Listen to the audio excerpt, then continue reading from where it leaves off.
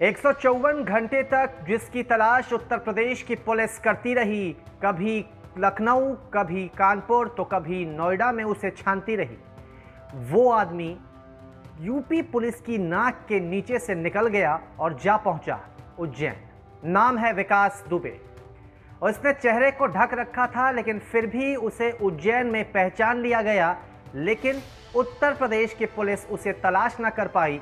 अलग बात है कि सिर्फ गाड़ियों की डिग्गियां खुलवा खुलवा कर वो छानती रही, लेकिन विकास दुबे इन सब से दूर जा पहुंचा था उज्जैन। विकास दुबे प्रकरण मामले को लेकर उत्तर प्रदेश की पुलिस सवालों के घेरे में रही है।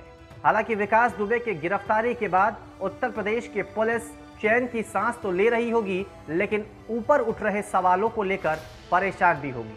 कई सारे सवाल खड़े हो रहे हैं। सवाल कि आखिर विकास दुबे कानपुर से उज्जैन कैसे पहुंच गया? रास्ते में उत्तर प्रदेश के कई जिले से गुजरने के बाद भी क्यों उत्तर प्रदेश की पुलिस के हाथ वो नहीं आया? क्या उत्तर प्रदेश की पुलिस विकास के मामले में लापरवाही बरत रही थी? क्या विकास दुबे का उज्जैन के महाकाल मंदिर में अरेस्ट होना एक प्लान है?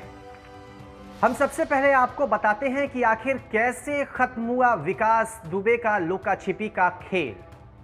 सुबह करीब 7:50 पर विकास दुबे मंदिर परिसर में आया। विकास ने फूल और प्रसाद वाले दुकानदार से पर्ची काटने की जगह पूछी। दुकानदार को शक हुआ और उसने तुरंत सूचना गार्ड को दी। विकास 250 रुपए की पर्ची कटवाकर मंदिर के अंदर दाखिल हुआ। सिक्योरिटी गार्ड ने तुरंत लोकल पुलिस को इसकी जानकारी दी। सिक्योरिटी गार्ड और पुलिस ने विकास को पकड़ लिया और फिर पुलिस विकास को थाने लेकर आई। ट्रू कॉलर से पुष्टि की गई कि गिरफ्तार किया गया शख्स विकास दुबे ही है, जिसकी तस्वीर हर जगह छपी हुई थी। हर टोल नाके पर जिसके पोस्टर चस्पा थे, हर टेलीविजन पर जिसकी तस्वीरें दिखाई जा रही थी, उस विकास दुबे की पहचान के लिए पुलिस ने ट्रू कॉलर का सहारा लिया। वही ट्रू कॉलर जिसे कोई भी इंसान एडिट कर सकता है, नंबर के डिटेल को चेंज कर सकता है। खैर, विकास दुबे जहां से पकड़ा गया उसी से कुछ दूरी पर एक ब्रेजा कार मिली है, जो कि लखनऊ की रजिस्टर्ड है। अब इसे लेकर यह सवाल उठ रहे हैं कि क्या विकास उसी ब्रेजा कार से लखनऊ से, या यूं कहें कि कानपुर से पहले लखनऊ और फिर उज्जैन पहुंचा। खैर, अगर वो उस कार से पहुंचा तो भी, और अगर नहीं पहुंचा तो भी, यहां पर सवाल उठते हैं। सवाल, कानपुर से उज्जैन तक के सफर में विकास ने यूपी का कम से कम 300 किलोमीटर का इलाका जो है उसे तय किया होगा। फरीदाबाद से होकर जाने पर भी विकास ने कम से कम उत्तर प्रदेश के करीब 400 किलोमीटर का सफर तय किया होगा। तो आप इसे ऐसे समझिए कि कानपुर से वो निकलता है, उज्जैन पहुंचता है। हो सकता है कि वो डायरेक्ट गया हो और हो सकता है कि वो फरीदाबाद के रास्ते गया हो। जैसे भी गया, उसने उत्तर प्रदेश के कई जिलों को क्रॉस किया, कई सारे बॉर्डर को क्रॉस किए, कई सारे टोल नाके को क्रॉस किया, लेकिन फिर भी उत्तर प्रदेश की पुलिस को भनक तक नहीं लगी कि विकास जा रहा है। विकास को यूपी की पुलिस नहीं पकड़ पाई।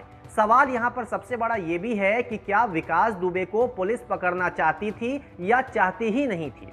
खैर, अब जो भी प्रकरण चल रहा है उसके बाद एक सवाल और भी बहुत सारे लोगों के मन में उठ रहा है और सोशल मीडिया पर भी ये चीज़ काफ़ी ज़्यादा इसकी जिक्र हो रही है कि क्या विकास दुबे के साथ भी वही होने वाला है जो उसके साथी प्रभात या फिर अभय दुबे या फिर बउआ के साथ हुआ एनकाउंटर। ये किसी से नहीं छिपा है कि विकास दुबे की मदद कुछ पुलिस वालों ने की थी, और सिर्फ चौबेपुर थाना ही नहीं, कुछ आसपास के जो थाने थे वहाँ से भी विकास के जो रिश्ते थे बहुत अच्छे थे। विकास को वहां से भी इनपुट्स मिला करते थे।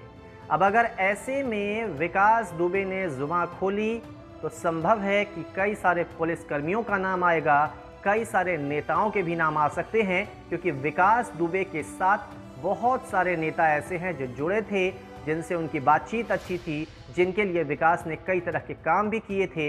हो सकता है चुनाव में भी मदद पहुंचाया हो।